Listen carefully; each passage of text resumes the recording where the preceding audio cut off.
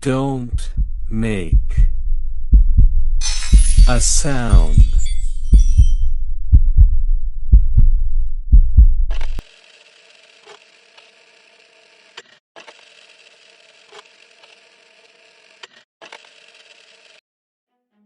Welcome back to the silence. In Rosewood, every sound was a death sentence. I am Christopher, and you have returned to the archive. Today's file is colder than mercury and sharper than a broken glass. Alice thought she inherited a fortune.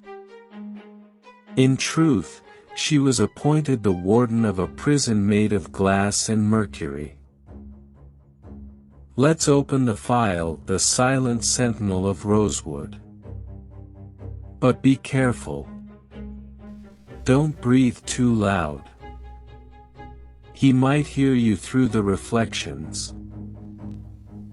Vermont, 1962. It all started with a heavy key and a house that refused to speak. My grandfather left me $10 million, a sprawling estate in the fog-drenched hills of Vermont, and one single, terrifying request. Alice, his final letter read, "Never let the silence end." I was a woman of logic, a creature of the modern age. I thought it was the poetic rambling of a dying eccentric. I didn't realize that the silence wasn't a request. It was a barricade. And the moment I broke it, I realized that some things in this world don't hide in the dark. They hide in the sound.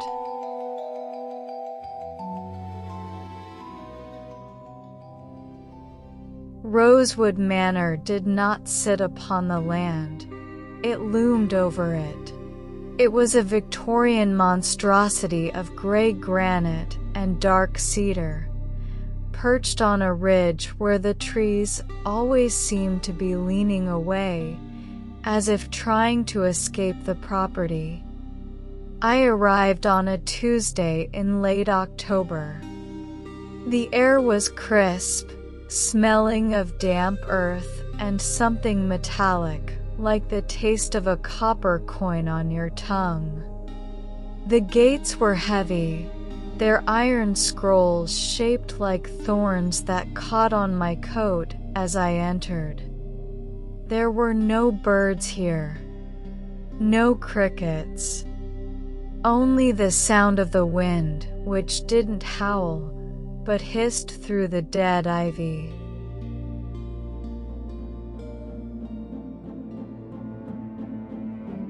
Inside, the house was a cathedral of stillness. The floors were layered with rugs so thick my footsteps felt swallowed. Every clock in the house had been gutted, their pendulums removed, their gears stilled. Silas, the caretaker, met me in the foyer. He was a man made of gray shadows and stiff linen. He didn't speak. He moved with a disturbing fluidity, handing me a small leather-bound notebook and a silver pen. His lips were pressed together with a permanence that suggested they had been sealed with wax. He wrote, "The sound is the enemy, Miss Alice. If you must communicate, write. If you must breathe, do it softly. The walls have ears, but the mirrors have memories."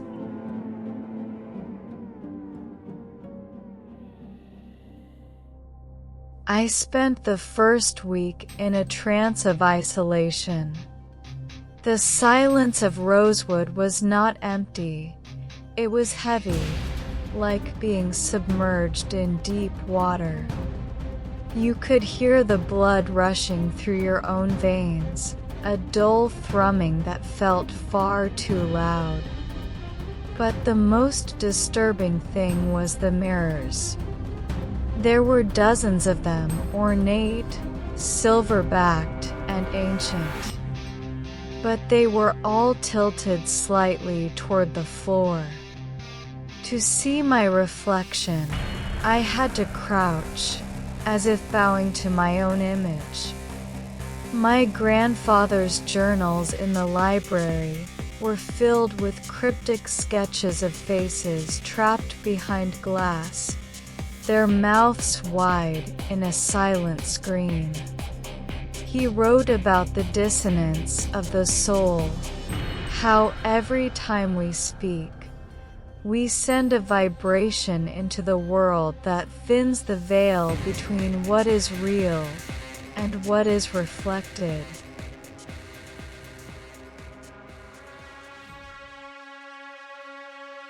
By the 10th day, the solitude began to fray. I was a city girl, accustomed to the hum of traffic and the comfort of the radio. The silence was no longer peaceful. It was a predator, waiting for me to slip. In my bedroom, I found a small transistor radio I had forgotten in my luggage. I held it in my hands like a forbidden fruit. I just wanted to hear a human voice. Just one song. One anchor to the world I had left behind. I told myself that a whisper of music wouldn't hurt. I told myself that Silas was just an old man clinging to a dead man's superstition. My thumb hovered over the dial. The house felt as if it were holding its breath, the very shadows in the corner leaning closer to see what I would do.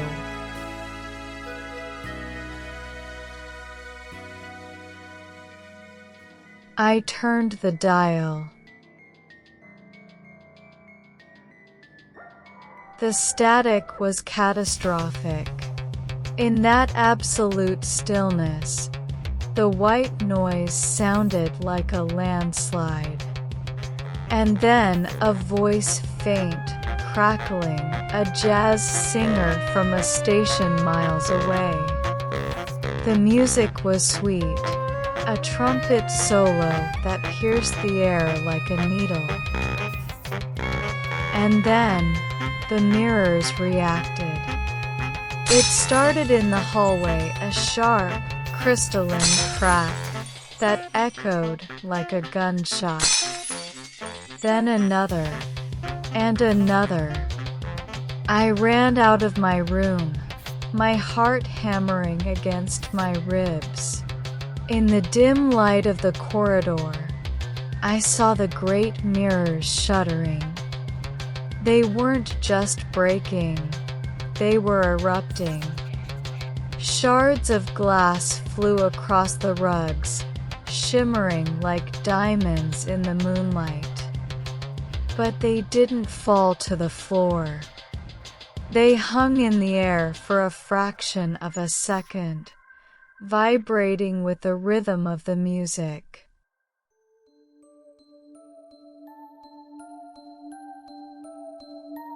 I stopped in front of the tall pier glass at the end of the hall. It was fractured into 1,000 jagged webs, but my reflection was still there. Only, it wasn't my reflection. The Alice in the mirror was standing perfectly still, even as I was trembling. She wasn't holding a radio. Her hands were folded neatly in front of her, and her eyes, They were the color of Mercury, cold and liquid. As the music from my room continued to drift through the air, she leaned forward. Her face pressed against the cracked surface from the inside.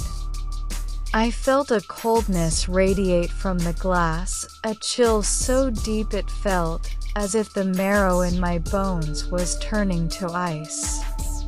She smiled. It was my face, my lips, my teeth, but the expression was one of predatory hunger. She whispered, and for the first time, I heard the sound of the other side. It sounded like 1,000 needles scraping against a plate. Finally, she said, "I thought you'd never speak."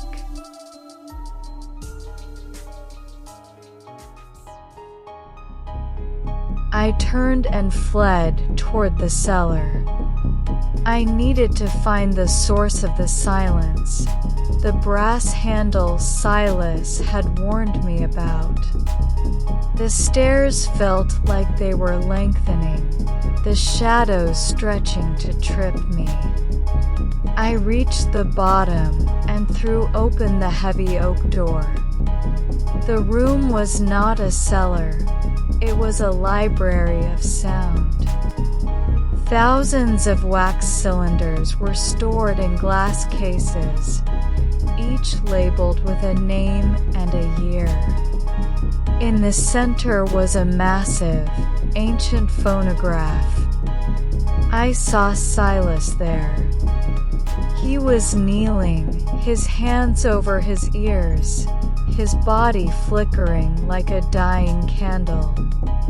"It's too late," he didn't write, he spoke, his voice a dry, rattling ghost of a sound. "The exchange has begun." The silence was the glue, Alice. Without it, the reflection always claims the light. He looked at me, and I saw that his eyes had already turned to Mercury.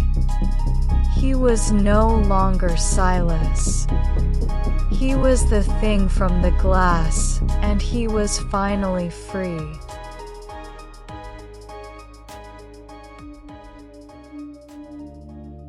I grabbed my grandfather's final ledger from the table. My eyes raced across the pages. He hadn't been an eccentric. He had been a warden. "We are not the first," he had written. "The veins have lived in the mirrors for centuries. We trade places when the flesh wears out. We use the silence to trap the younger soul, to make them forget their own voice until we can take it from them. I am sorry, Alice. I needed a new body. I needed yours." The realization hit me like a physical blow. My grandfather wasn't the man I remembered. He was a parasite. And he had brought me here not to inherit a fortune, but to be his next skin. The Alice in the mirror wasn't a monster, she was him. Or whatever was left of him after 90 years in the glass.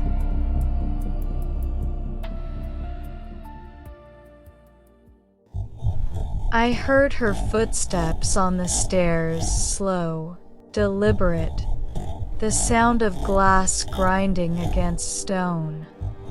She was coming for me. I looked at the phonograph, at the wax cylinders. If sound was the bridge, then I would turn the bridge into a wall. I grabbed the master cylinder, the one labeled "The Silence of Rosewood," and I didn't break it. I placed it on the machine. I started to crank the handle. but I didn't play it. I took the silver pen from my pocket, the one Silas had given me. I scratched it. I ruined the surface, creating a jagged, chaotic mess of grooves. Then, I turned the volume to its maximum and let the needle drop. The sound that erupted was not silence. It was a scream of pure, mechanical agony. A wall of noise so thick it felt like a solid object.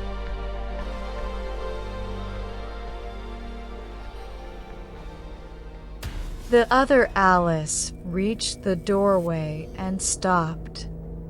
She shrieked, but her voice was drowned out by the static and the screeching of the ruined cylinder. Her skin began to ripple, to crack like ice in a warm room. She reached out for me, her fingers stretching into long, glassy needles, but she couldn't cross the threshold of the noise. The sound was shattering her. Every vibration was a hammer blow against her Mercury soul. I stood my ground, my hands over my ears, screaming my own name over and over again, reminding the universe that I was Alice, that I was real, that I was here.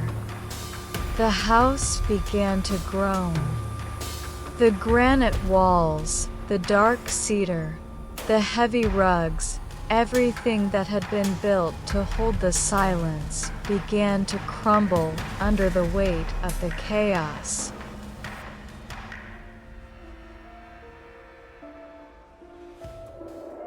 I woke up in the ruins. The roof had collapsed, letting in the cold, honest light of a November morning. Rosewood was gone. Only the stone chimneys remained, like blackened fingers pointing at the sky. There were no mirrors left. Only dust. Fine, silver dust that covered everything like a layer of frost. Silas was nowhere to be found. The radio was a melted hunk of plastic. I walked away from that place, my feet bleeding, my voice gone. I didn't speak for a year. I didn't even hum. I lived in a small apartment in a busy part of New York, where the noise was constant, where the sirens and the shouting never allowed the silence to take root.